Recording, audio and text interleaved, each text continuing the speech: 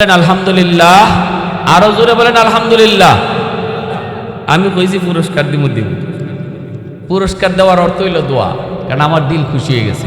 এর অর্থ হইল বোঝা গেল আমরা যা ওয়াজ করি আপনারা খালি শুনেন নাকি কিছু কথা গ্রহণ করেন, এটা বোঝা। আল্লাহ আমার কাছে তো বাংতি মাত্র 50 টাকা। আল্লাহ না না, এটা দোয়া আপনি নিতেই।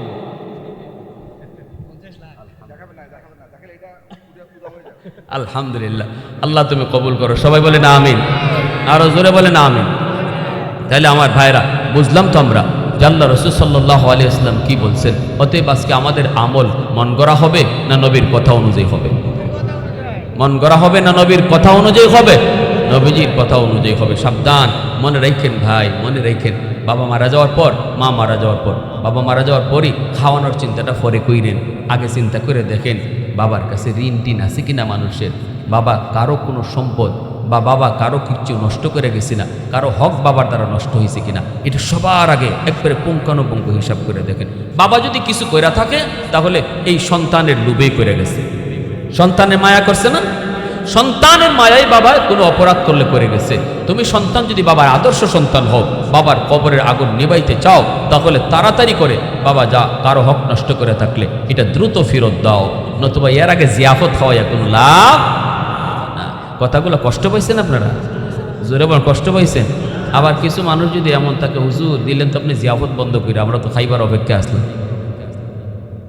মরা বাড়িতে খাইবার লাগে একদল মানুষ রেডি থাকে, আর যদি খাওয়ান একটু দেরি হয় তো আবার বদনামও করে, আবার খাওয়াইলেও বদনাম করে, তেল বেশি হয়েছে। ঠিক না নি? জ্বালা সব বাই, খাওয়াইলেও জ্বালা, না খাওয়াইলেও জ্বালা। এই জন্য খাওয়ানি চিন্তাটা ভরে করেন, আগে দেখেন কোনো হক টক কারো দ্বারা নষ্ট হয়েছে কিনা, বাবার দ্বারা মার দ্বারা, এগুলো দ্রুত ফেরত দেন। এরপরে আপনি খাওয়াইয়েন এলাকার মানুষ। খাওয়াইতে গিয়ে খালি চেয়ারম্যান আর মেম্বারে খাওয়াইয়েন না, মুর্দা বাড়িতে খাওয়াইতে হবে সব গরিব দেখে দেখে।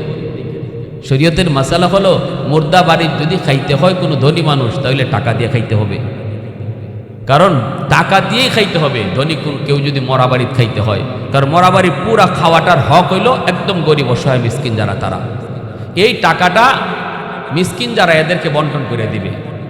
আর বাড়িওয়ালা কইবে যে তোমরা খাওয়ানি চেয়ারম্যানে খাইয়ে গেছিল, টাকা দিয়ে গেছে, নাও তোমরা টাকা নিয়ে যাও। এই হলো মাসালা। এখন আপনারা মানলে মানেন, না মানলে নাই, সেটা আমাদের বিষয়। আমরা তো কথা হইলো শুধু মাসলা হয়ে যাওয়া।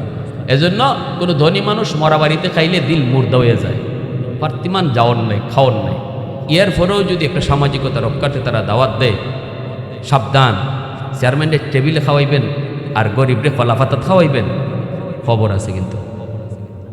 এই খাওয়ানটা কিন্তু কলাপাতাত যারে খাওয়াইতেছেন তার খানা, টেবিলে যে খাইতেছে এটা তার খানা না। অতএব সবারই এক টেবিলে খাওয়াবেন, সম্মান একরকম দিবেন। জুল দিয়া শুধু গরিবরে বিদায় দিয়েন না, তারও হাও খাওয়াইবেন। পুরা খানা কি হাড্ডি না, এগুলা করবেন না। এজন্য আমি বলতেছি আমরা আমাদের মুর্তেগানের জন্য যা করব মন গড়া না, করব রসুলের কথা অনুযায়ী, ঠিক কিনা? আল্লাহ আমাদের সবাইকে বুঝার, মানার, আমল করার তৌফিক দান করুন। এই ঈদগার জন্য যে জায়গাটুকু তারা আজকে দান করছেন, এই পুরা সোয়াবটা যেন আল্লাহ তাদের মুর্দেগানের জন্য কবুল করে নেয়, এলাকার সকল মুর্দেগানের জন্য যেন আল্লাহ কবুল করে নেয়। আল্লাহ যেন ঈদগার সব পরিপূর্ণ কাজকে আল্লাহ পাক খুব সুন্দর সহজভাবে করার তৌফিক দান করে। সবাই বলেন আমিন। মাশাআল্লাহ, সামিয়া আক্তার আপনার মেয়ে, মাশাআল্লাহ মাশাআল্লাহ। সামিয়া 200 টাকা ঈদগার জন্য আল্লাহ তুমি তোমার নেক বান্দী হিসেবে কবুল করো। সবাই বলে আমিন। ওয়া আখির দাওয়ানা আনিল হামদুলিল্লাহি রাব্বিল আলামিন।